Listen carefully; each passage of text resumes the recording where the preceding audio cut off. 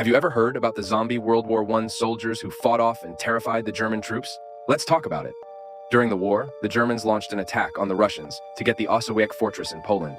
The Germans had tried to get the fortress for months, and even though they totally outnumbered the Russians, they were still unable to get it.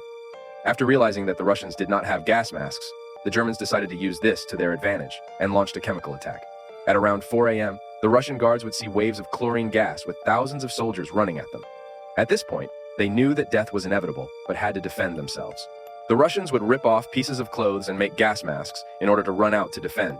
As they ran into battle, they would cough up blood and parts of their skin would be falling off, which terrified the Germans as they actually thought the Russians were zombies. Because of how scared the Germans were, the Russians were able to push them way further than their line was. But when they got back to the fortress, they were destroyed, meaning the Germans could take over when the Russians finally died.